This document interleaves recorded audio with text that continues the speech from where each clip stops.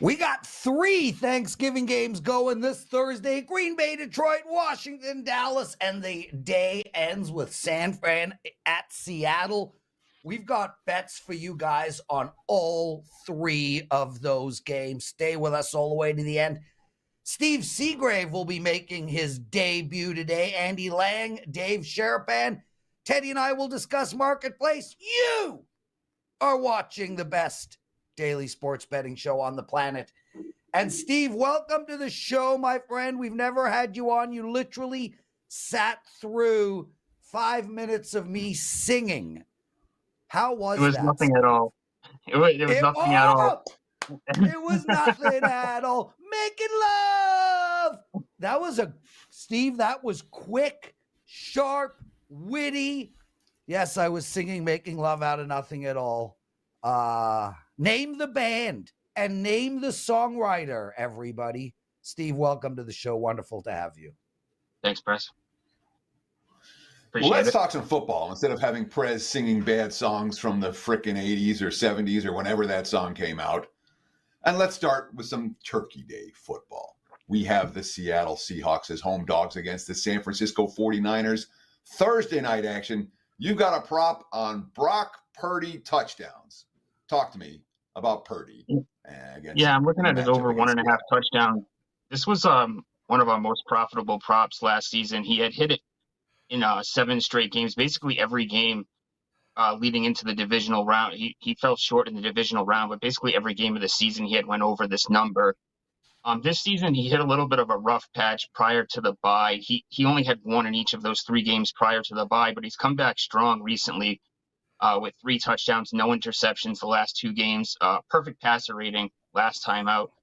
And now we got up against the Seahawks, and they have a very similar defense to that of the Jaguars and the Buccaneers that he just faced. They're stout against the run, but struggle against the pass. Seahawks allowing the 21st most. They ranked 21st in passing yards allowed. And last season, Purdy had 3 and 2 touchdowns against them in the 2 head-to-head games. So I'm fully expecting Purdy to keep this rolling here and throw 2 touchdown passes this week against Seattle. So let me start with this. Purdy's coming off a perfect game, a game where he couldn't have played. He had a perfect QB rating.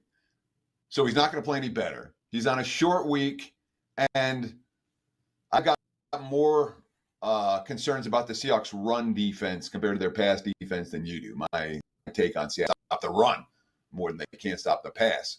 But here's a guy off a perfect game, playing on a short week, on the road. Clearly, there's a lot of betting attention on him. Clearly, this is not a play where you're looking with Brock Purdy as, I'm going to get max value on this. What is it about this matchup that stands out to you for Purdy on Thursday night, especially with the total so low? It's just that he's gotten the job done consistently on a consistent basis last season and this season. I mean, he started the season 3 of 5 going over this passing number, and he's went over this number consistently. So I just see him going over it again this week.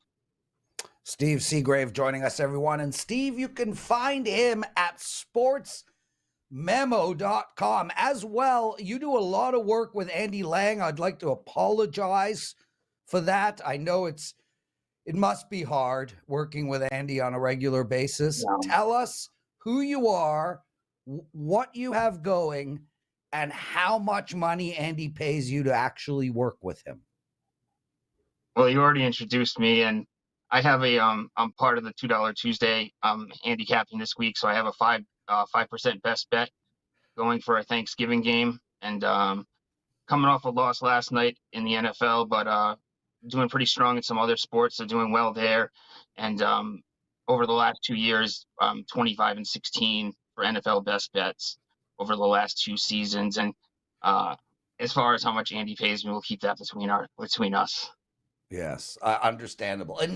Enough to buy Air Supply's greatest hits. Let's leave it at that. 100%. So, Steve, you got a prop bet. Well, it's kind of a prop bet, one that I love. Yes, on the New York Jets. What is it, brother?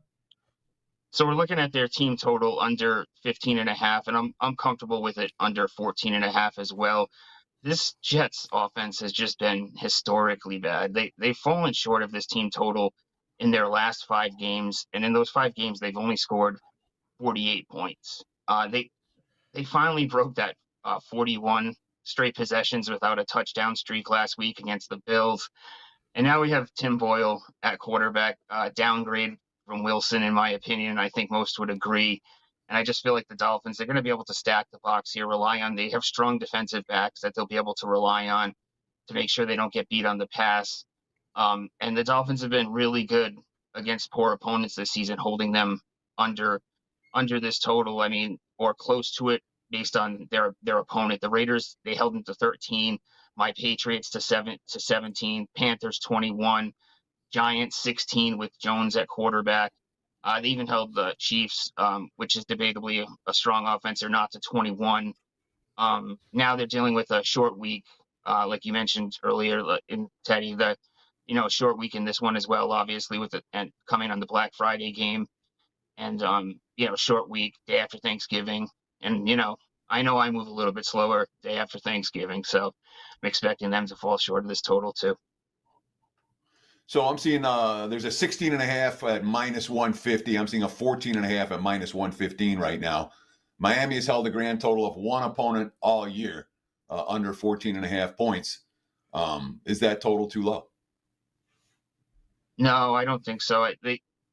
They've held those opponents. Those opponents have been stronger than the Jets, in my opinion, and I think most would agree. And that I don't think it's too low. I think that you could take the 15.5 just in case, maybe the Jets are chasing and they go for a 2-point conversion.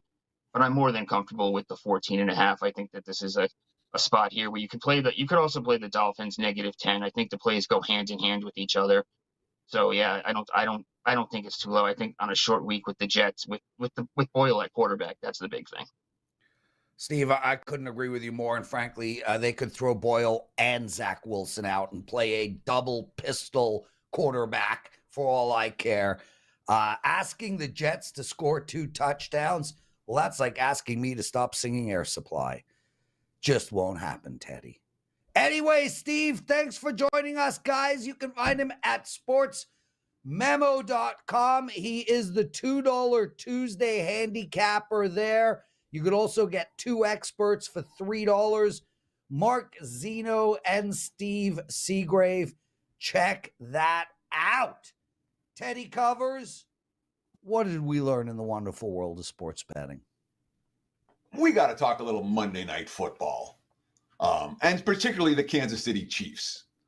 The story of the game last night, obviously, was the drop passes. Marquez Valdes-Scantling drops the game-winning touchdown pass, which he did, but it wasn't the only drop for KC throughout the day. Travis Kelce dropped one. In fact, he dropped one on 3rd down the drive before. He fumbled in the red zone before that. Nobody hates Kelce today. Valdes-Scantling, different story. And the Chiefs receivers lead the NFL in drops. Justin Watson ran a wrong route that Troy Aikman was all over him for yesterday.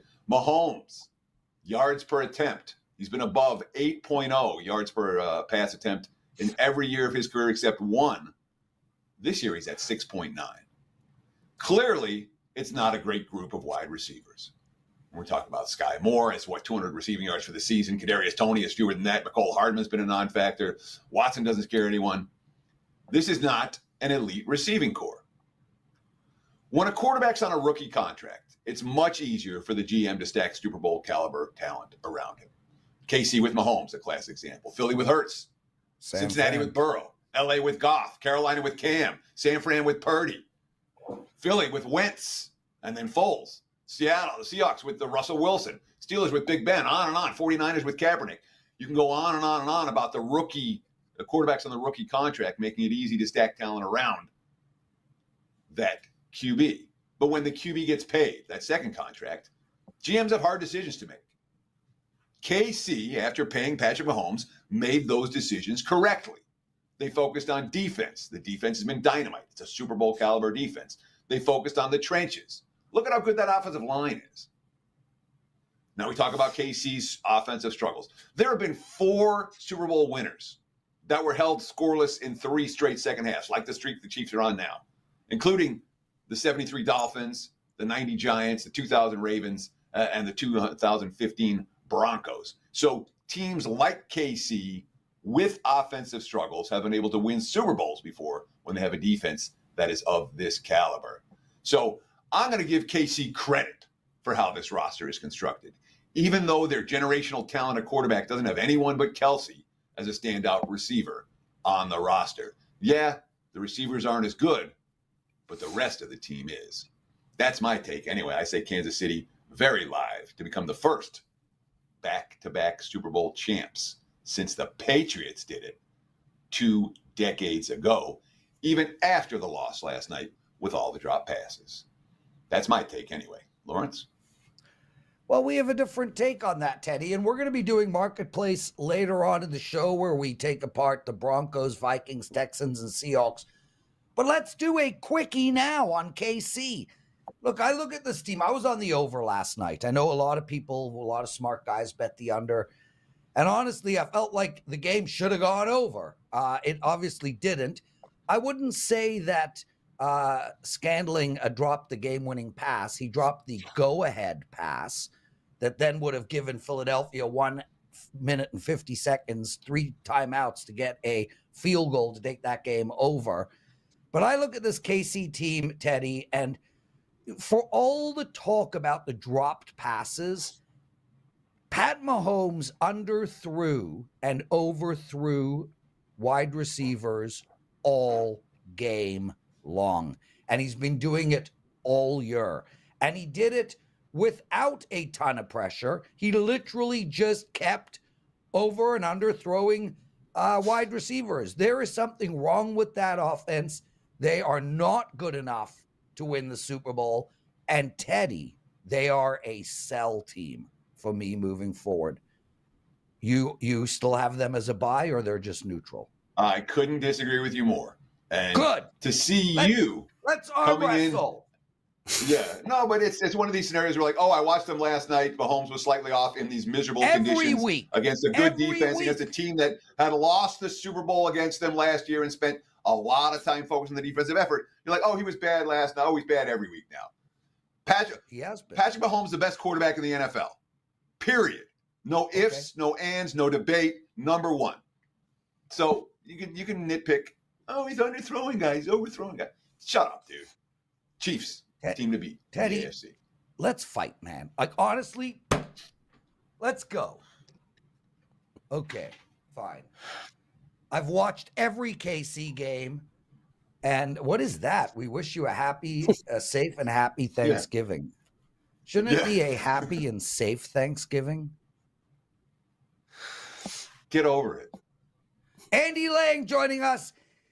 Andy, look, I think there's been something wrong with that KC offense start to finish. I think Patrick Mahomes might go down as the greatest quarterback of all time. He's just not having a great year from my perspective.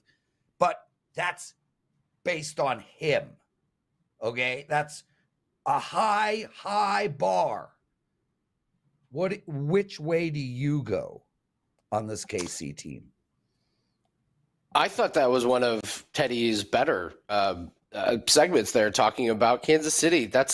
You're 100% right. They've got these studs on defense that are on low contracts. It's huge. You have to make cuts somewhere on the team, and I just don't think losing a 1-score game to the Eagles is that big of a deal. They did not get dominated. That was not an ass whooping by any stretch. That was Who said really, it was? really.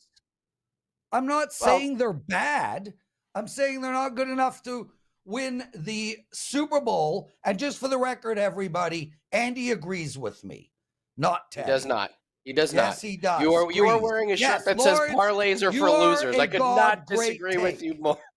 Yes, so there we go, everybody. Eddie, it is you. Reverse Tuesday over at WagerTalk. Andy agrees with me 100%. Andy, you got a prop bet on David Montgomery. My wife, Vivian, needed him to score a touchdown last week. Nice. And it came late, but it came. What do we got this week? Yeah, we love him again. Somebody posted a comment in our show, Prop It Up. They posted, it was like a 5.5-1 play where it was like Montgomery to score a touchdown, parlayed with the Lions money line, parlayed with over 75. It like literally all happened in the last just little chunk of the game. So yeah, that was really, really fun to watch. And I think David Montgomery has another big game here. I'm surprised at this number. And in fact, this opened at 64.5. The graphic is 65.5. It's already 66.5. So jump on this if you want to play this one, because it is moving and it should be. He's gone over this total in every game except the one that he got hurt in. And this Packers rush defense is really bad. He had 32 carries for 121 yards against the Packers earlier this year. And I'll go over some of these teams that he's gone over this total. So he went over against the Bears. They allow the second least amount of yards rushing per game. Went over against the Chargers, 12th least amount. Kansas City, 18th least amount. Seattle, 19th least amount. Carolina, 24th least amount. And these teams are all better than the Packers in terms of yards allowed rushing. So he gets a great matchup. And I like the short week for someone like David Montgomery. I think the defense it suffers a little bit on these short weeks. And this is a Lions team that is set up so well to control the ball with Jahmyr Gibbs and David Montgomery.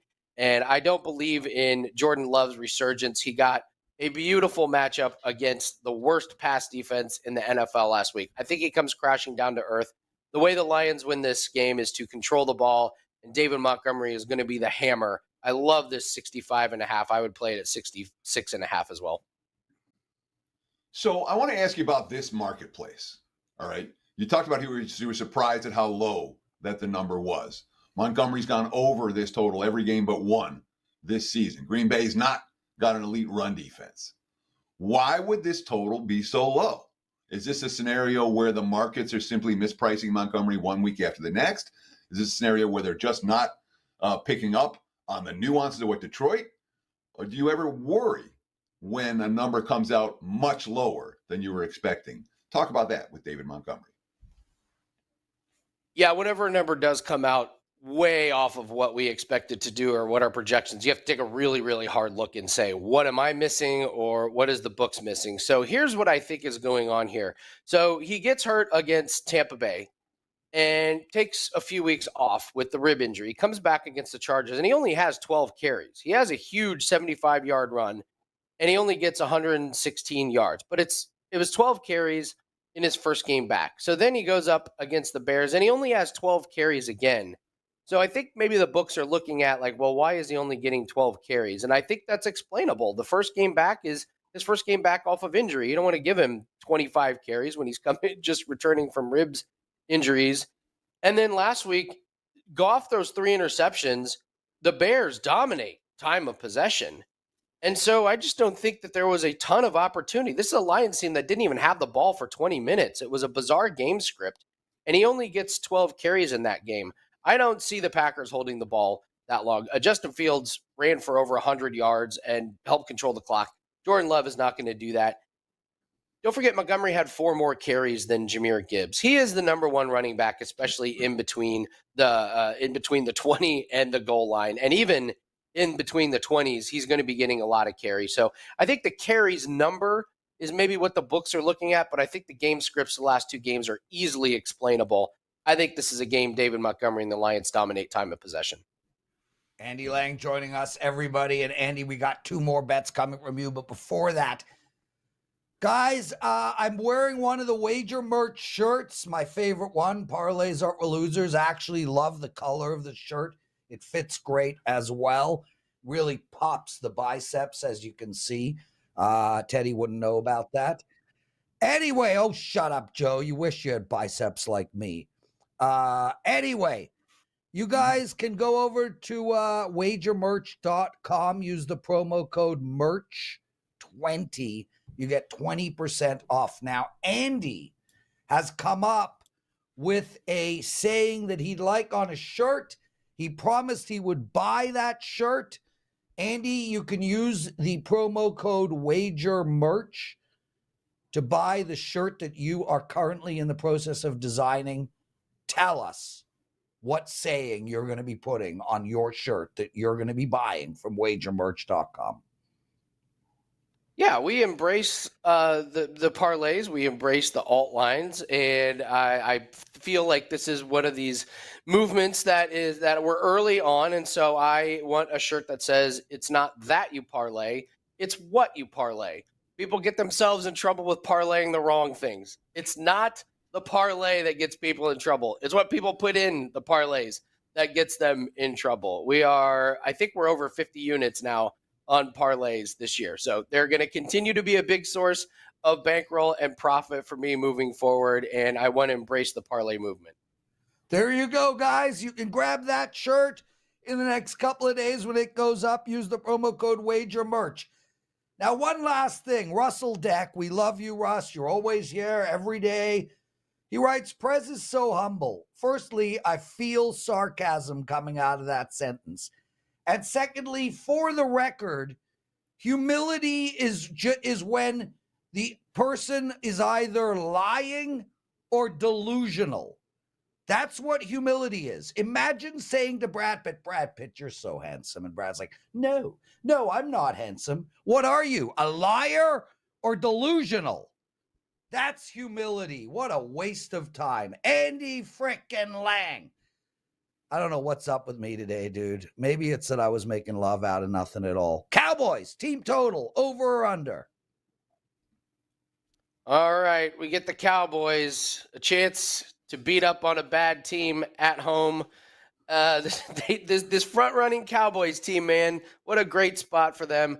So here's their team totals against bad teams. 40 against the Giants, 30 against the Jets, 38 against New England, 43 against the Rams, 49 against the Giants, and last week, 33 against Carolina. So they're at home. They love this spot.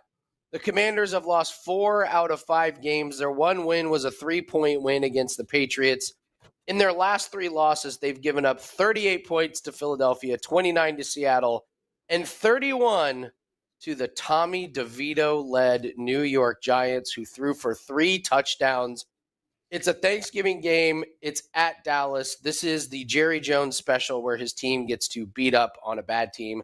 Look for them to just pile on the points. Big stats across the board for everybody. We talked about this last week on the show, I believe, taking the Cowboys team total over.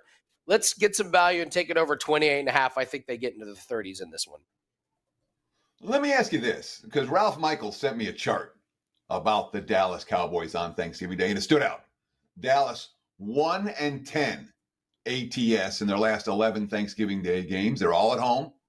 And when you look at their offensive production, they've gone over 28 4 times in the 11 meetings. Last year they got to 28. They didn't get over. 16, 15, 6, 14, 10, 20. Do we worry at all about Dallas's Thanksgiving track record? Because it hasn't been very good, and they haven't been going over these totals year in, year out with the same head coach they have now. No, I think this is a matchup-dependent base situation. If they were playing a team that was slowing teams down, yeah, I could see being a little bit nervous about it. But this is just a different Cowboys team this year than years past, and this Commanders is a different opponent than in years past. I just go back to how many points the Commanders have been giving up against these good teams. Again, 38 to Philly, 29 to Seattle, 31 to the Giants. So I like looking at historical trends, but for this particular situation, I just see this year that the Cowboys at home love beating up on bad teams. I think they do it again. Andy, no follow-up on this question. Oh, follow-up. Teddy's already announced that he is a follow-up. So, Phoenix Suns, bro. What do we do in this NBA game tonight? Yeah, just a real quick NBA. I love the Suns over their 119.5 team total. This is all about fading the Trailblazers, who are the worst team in the league right now. They are just getting hammered. They're not putting up points. They've lost 7 straight, and now Devin Booker is back. They scored 133 against Minnesota. They scored 131 against Utah, then 140 against Utah again. That was a double overtime game. They've had a day's rest, and now they're back at home.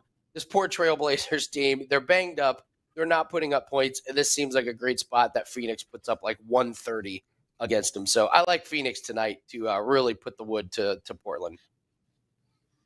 Isn't this the mother of all flat spots for the Suns? They're coming off these 2 wild games against Utah, double overtime. Up next, they have the Warriors, and here's this game against a crappy team. It feels to me like the lowest energy game for Phoenix of the season, or one of them. Does that concern you at all? This I is like how bad the spot is for Phoenix. I actually thought about playing Portland plus the points tonight before I threw it out. Wow. That's how bad this Okay. spot is. And my response would be, that's how bad Portland is. This team can't even get to 100 points in the last couple of games. I just feel like this is a really, really good spot for Phoenix to push the pace. Which, if Portland can't get to 100, doesn't that deflate Phoenix's scoring? I think Durant and Booker and some of these guys love putting up big-time points. They put up over 130 against Minnesota. Minnesota's defense has not been as good in the last 5 or 6 games as they have been the whole season. That's a good performance. Those 2 games in Utah were at altitude, and they put up a lot of points there. I love Phoenix in this one. I know what you're saying when they got the Warriors on deck. I love the day's rest. I love the day spot. They're going to hammer them tonight, Teddy. I'm feeling it. Andy Lang, everybody. Andy's the $2 Tuesday handicapper over at WagerTalk. He has what do you got going, Andy? I'm not going to read all of that. You promote. It's a great time to jump on board. We're off a 13-2 all sports run, 4-1 in the NFL over the weekend, and it's just it's a great spot. You love coming into $2 Tuesday when you're on a really, really good run, so you're feeling confident about your plays, and we're just feeling great. Hit another NHL play last night, Prez. We're now 14-6 on the season, so nice. Momentum is on our side. Yeah, we're feeling great, and I do have to say, do not ignore that 7-day special that WagerTalk is running. We only do this once a year. It's probably the most popular and best one that we do every year, $69 for 7 days. If you're thinking about grabbing a handicapper, this is the best time. You get a 7-day sample to see their handicapping style, to get to see if it's a good fit for you. Get the $2 Tuesday play by all means. When it hits, invest in the 7-day pass and let me show you what we can do across all sports, NBA, NHL, soccer, and Prez. Don't forget, we got a Formula One race this weekend. We were 1-0 in our Formula One bet, so we're looking to close out this weekend really, really strong. But have a great Thanksgiving. Have a safe Thanksgiving. Let's make it a profitable one. And thanks for having me on today, guys. Andy frickin' Lang. Teddy Covers, last week you were miserable. Okay, you know what? Let me rephrase that. Every day you are miserable. However, last week you were extra miserable because you were losing. Yes, no. Shut up. 2 weeks ago. 2 weeks ago. It all blends, bro. I'm an old, decrepit man with a ridiculous mustache. Anyway, 2 weeks ago, you were miserable. I came on. I said last week on Monday, you were going to go on a monster run. You have now won 8 NBA games or 8 NBA games in a row, 16-4 in your last 20. Is that correct? Because those are ridiculous numbers. Yeah, I think I said it wrong. I'm 15-3 over the last 2 weeks. I'm 16-4 over my last 20 plays overall, 12-2 over the last 5 days across sports. So the NBA's hot. It was a good weekend across sports. The big tickets have hit again. Yeah, we're running pretty good, Prez. Yeah. Well, guys, Teddy's got a 5% big ticket play up tonight. Don't buy it. Seriously, do not buy his play. It's $35. For double the price, you get the next week of all of Teddy's plays. And he is going to run hot. I guarantee you it. I can feel it in my bones.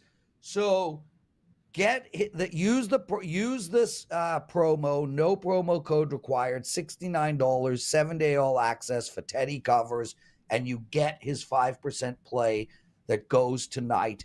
And when Teddy has a 5% play, it is very important to bet it. You've been these 5% plays in the NBA for you are like gold, right? I don't release many of them. 26-7 since 2021. So there's been 33 releases over the last, 2.5 years. So not a ton of them. But this one jumped off the page at me. Let's see if we can cash it tonight, keep that run going. But 26-7, 78% over 2.5 years. Incredible. It's a good run. It's incredible. Teddy, Marketplace, NFL, 4 teams will race through it. Dave Sharapan still to come. The Denver Broncos. By this team Well, this team has put together quite a little run. And now, look, I mean, they're outside looking in, but there is a path. They've got all their defense back. Their defense is playing outstanding. Although Russell Wilson looks terrible for most of the game, he can still seem to get it done when it counts. Is this a buy or sell team for you? I'm not. So they've won 4 in a row. Obviously, they covered 3 of the 4 last week. Didn't cover on the missed 2-point conversion. And in general, when we're talking about teams that have won 4 in a row and have been a good point spread team during that span, unless you've been riding that streak in the NFL, you don't necessarily want to jump on it. You want to catch those a little bit earlier. I don't look at Denver as an elite team. I don't look at them as a playoff team. I look at them as being not as miserable as they looked earlier in the season. But this team's not good. They're a 500 level team. I would sell before I bought on Denver right now. What about you? Yeah, look, for me, Teddy, I'm not going to sell or buy on this team. I can't make heads or tails on this team. It's a team that I'm going to. So is that why you put these teams up? You just want my opinion? Because I want your opinion. Yeah. Okay? Your opinion is important. You put the teams up, and you're putting up teams you have no opinion on. Put up a team you can share something with. Wow, what a show. Oh, my God. How mad are you? Not that mad, but it's to me like you literally put up the team. The Minnesota Vikings. This is like you like. I remember we had a guest come on and he had a play and he's like, or he had a game and he's like, "What's the play? Oh, I don't really know. I don't have a take on it." And you went all over him. You put the teams up. You better have a take on the teams you put up. Okay, I think Denver is more of a buy team than a sell team. But either way, I'm not going anywhere near them. But I will give you a sell team, the Minnesota Vikings. There is a reason Josh Dobbs changes teams every 3 minutes. This guy came out guns a-blazing for Arizona and then couldn't crack their roster. Same thing's about to happen in Minnesota, Teddy. The Vikings are about to hit the skids. They are a sell for me. You? So I've tried to sell the Vikings during this entire stretch, and it hasn't really worked out particularly well for my clients and I. Now, when you're talking about a team that's won 5 of 6, they've covered them all. Obviously, you don't expect stretches like that to continue indefinitely. But this team has been an undervalued commodity throughout. Brian Flores, as a defense coordinator, is bet on all the way. That defense has gotten better and better. Yes. Kevin O'Connell as an offensive head coach. That defense is better every week. Yep. Kevin O'Connell, last year we're like, they got 13-4. It was lucky. They were all lucky. Kevin O'Connell's a really good coach who designs really good game plans. So I like their offensive game plan, and I like their defensive game plan. I like their coaching staff a ton. They're going to get Justin Jefferson back. I'm not selling Minnesota right now, even after all the success they've had already. But this is a team I've tried to sell and failed with. I got my teeth kicked in trying to sell. So maybe that's a piece of the equation. But right now, I have no interest in selling the Vikings. Teddy, yeah. Kelly Vincenzo writes, Dobbs is fine, very smart guy, engineering degree. You might need a few minutes. Can you pull up Albert Einstein's NFL stats? Because he's a very smart guy too. Exactly.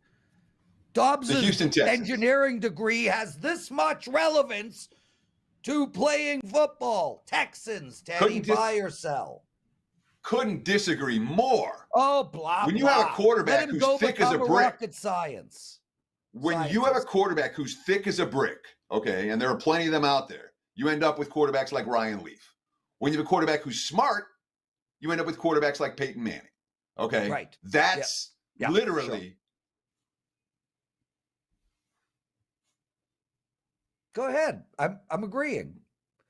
What it's team an excellent show, dude.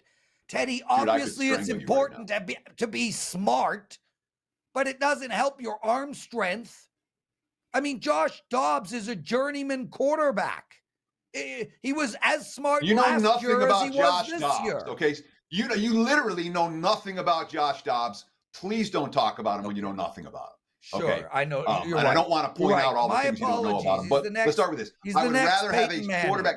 If I have a less talented quarterback, I would much rather have a smart, less talented quarterback who can understand the game plan that's being designed and make good decisions on the field than a guy that's not as bright and doesn't make those adjustments and doesn't see the nuances. And it's very clear that Josh Dobbs does. I agree with everything you say, but he's still a journeyman, and he still was as smart 2 years ago as he is now. Teddy, we got to bring Dave Sharapan on. We'll leave the Texans and the Seahawks for tomorrow. John Finley, I am not high. Dave Sharapan. Do we have a Dave Sharapan? Oh my, Dave. It's been a heated show, dude. Can you bring some calm? What in the world did I walk into? I just caught a couple minutes of the drama, and I was hesitant. I was going to close my screen and just sit back and watch the two of you. I don't know if it's debate, bicker, or what, to go back and forth. Of course it's important that Josh Dobbs is smart. I want a smart guy manning my offense. I mean, use your head, Prez. I'd like a good athlete. Okay, you know what? Let's move on. Josh Dobbs is fine, okay? He's still a journeyman. The facts are the facts. Is a buy team. He's a Seattle journeyman. Is the sell team. We'll finish the segment. Houston buy, Seattle sell. There you go. Okay. Teddy, do you agree? Houston buy, Seattle sell? No. Oh, you please, buy, let me kick back. Or sell. Argue. Well, Houston's covered everything. I shouldn't say that. Houston can only be a buy team. Correct. But they've been such a good point spread team right now. I put them more in a neutral category than a buy category, probably. It wasn't an option. I would have agreed with you with neutral. Buy or sell, I think buy only. Seattle, would you agree sell? Sell, yes. I have mixed feelings about Seattle. How? I probably, you know what, Sharapan? I'm going to agree with you on both. That said, I still think Seattle's decent. I don't think Seattle's they're a true decent, sell. but they have huge question marks right now with Locke playing. If Locke plays, not that Geno's been, the man, but if Drew Locke plays, big trouble for Seattle the rest of the way. San Francisco gets the division and all that other stuff, but that's all. Listen, it's Flex Tuesday. It's the day before Thanksgiving break and all this other stuff. Thankful to be here. I don't want any drama. Prez played golf last week, so golf is done up there in Canada. It's hockey season officially. There's a lot to talk about. Season, bro. It is hardcore workout time season. To go every day.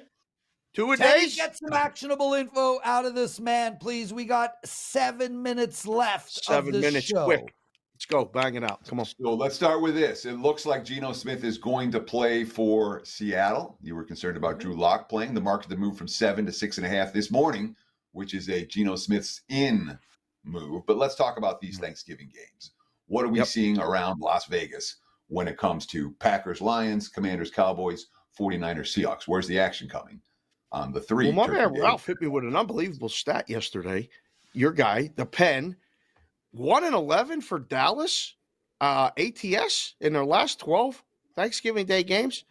And it's the Dallas tax. The line moved up. It went up. It's 11. Detroit, 7.5. And San Francisco, all right, down to 6.5 because they were flashing the 7 because they weren't sure about Geno. This is going to be one of those ones we used to joke in the book. Let's get one dog to cover. If one wins, that would be amazing. But more than likely, chalk, money line parlays will start. Teasers, take all the favorites down and kick it to the weekend. So that's the word on the street early. The Miami game on Friday is unique because it's tied in the middle of all those college games. Friday was one of the best days to be in a sports book or, have action because you had a mini Saturday. And there's some really good games on Friday. And they threw this Miami and the Jets in the mix. And everybody went Miami again, the second number. They're laying Miami because, I don't even know who Tim Doyle is. I do know who Josh Dobbs is. I have no idea or know anything about Tim Doyle, and I don't think anybody does. So let me ask you this. and again, I have no data to support this, but Okay. it feels like, again, this is my 26th football season in Las Vegas. Thank It God. feels like the public favorites on Thanksgiving win more than any other time. You talked about how the books are rooting for one dog to cover of the three. Is that something you've noticed too, that the public does, there are times to fade the public. Thanksgiving isn't that day. And why is without a doubt. Without a doubt. It's just because there's less games and it's the same teams. And then just historically, they bet the same way. So when these teams are good, and let's make an argument, Detroit's good. I'm not just saying that because Johnny Detroit's watching the show and I'm wearing the Lions stuff. Detroit is finding ways to win when they don't play their best. They are legit going to win that division and could legit have home field throughout if the Eagles stumble. Dallas is good. Dallas beats bad teams. Washington qualifies on both counts. They're going to bet those two teams. Some people might look for a reason to take Seattle, but San Francisco, arguably the best team in the NFC, not named Philadelphia. They're going to bet them too. So you go into this as a book going, all right, let's manage it. Let's get by it. Let's hope one dog, like I said, covers. If they win, forget it. It'd be a dream. But we'll get to Friday. Get through Thursday, enjoy Thanksgiving, and be done. So I want to ask you about something that happened in the NFL last Sunday, which, again, 26 football seasons in Vegas. And I've never seen a Sunday like this in 26 years. We saw the Texans and Cardinals bounce between 4 and 6 all week, land 5. We saw the Browns and the Steelers bounce between -4 and pick 'em, and then get back up and land in the middle with a 3. We saw San Fran, Tampa Bay open 11.5, close 13.5, land 13. Mm. We saw the Rams get bet up with Matthew Stafford, +1 to -2. That's 4 middles, legitimate middles, not one guy in the world got the middle. Everybody who wanted to got any one of those middles. So 4 different games where either side you bet you won. Yeah. How does that affect the books? Do they get slapped around on a day like that, or is it not as big a deal as you might think? Depends on the action. If you take big action and limit plays on both ends, it hurts. It hurts a lot. And it usually is one game, maybe a week, or if you have a bad day, it's 2. It's never that many. And a game falls 1. Game falls 5. Numbers that don't fall all fell on the same Sunday. So this is another good reason why I'm glad I don't work in the book, because it's a very uncomfortable meeting on Monday when you come in and they go, well, explain this to us. How did these numbers, all red? And you go, well, the game fell. And the accountant, or Bob in accounting's like, what does that even mean? And you go, oh, I never mind. It won't happen again. And you try to get out of there because they don't understand, So it's a rough week, but the books will be fine. Listen, they did good on Saturday. They're going to do good on Saturday this week. Michigan, Ohio State, ginormous handle. Be the biggest handle game of the season. Everything's going to be fine. Well, Dave, actually, speaking of Michigan, Ohio State, Andrew Wojcik, one of our listeners, he wanted your thoughts on that particular game. I can't wait to watch it because personally, as a Penn State guy, both teams are a rival, but I can't stand Ohio State. I'm rooting for Michigan. The numbers coming down. They grabbed any force they could get. Everyone I'm talking to said Michigan's a better team on both sides of the ball, and they're going to be able to run the ball as they've done without Harbaugh there, and think Michigan's going to win. I haven't determined yet what I'm going to do. I'm hoping there will be multiple opportunities in game to bet it and try to create a middle, just like Teddy said, because that's been happening in a close game. Hopefully that's going to do it. Dave Sharapan, the Sportsbook Conciliary at SportsBK Consig on Twitter. He's Flex Tuesday Monster, and he's out of time. Dave, what would you like to promote before we let you go? Tuesday, no drama, Flex Tuesday. We're here every week, even the week before a holiday. Every day, Monday through Friday. except this week. Bostonian versus the Book at 11 o'clock Pacific, 2 o'clock Eastern. Me and Matt Peralt do a show about all this and everything else. Sports Grid Sirius XM Radio 159, Sports Grid TV every night from 5 o'clock Pacific to 7 o'clock Pacific. I'm on with the likes of Joe Ranieri, Scott Wetzel, Matt Peralt, a bunch of other guests. I'm the co-host of the show, and then cash considerations. Holiday special coming up with Newbie and Yanitsi. Boys, girls, everybody watching, happy Thanksgiving to you, yours, everybody. Enjoy the football. More importantly, enjoy your friends and family. Dave Sharapan, Amen. thanks, brother. Teddy, no show on Thursday. Just a quick announcement to everybody. Also, guys, if there are 2 plays to buy today, one is Teddy Covers 5% play, but the other one is my NBA play. And I wanted to make mention because, Teddy, listen, I'm on a 10-0 run in these first half NBA bets. I've won 10 in a row, 16-2 in my last 18 of these plays. I have one up tonight. Guys, don't miss out on either Teddy or my NBA. Theodore, I thought it was a really, really fun show. I thought we made love out of nothing at all. Making love out of nothing That's at correct. all. Making For love. the Tuesday edition. Don't forget to get the $2 Tuesday play over at WagerTalk.com. And don't buy any plays. Take advantage of the Thanksgiving special, which is a better deal than anything. 7 days, all access, all 5% included. Nothing more to buy. No bait and switch. Less than $10 a day. No promo code needed. Check out WagerTalk.com or SportsMemo.com and get on board. Prez and I will be back tomorrow. Same bat time, same bat channel, 9 a.m. here on the left coast, noon for you back east. Between now and then, enjoy the games and best of luck with all your wagers.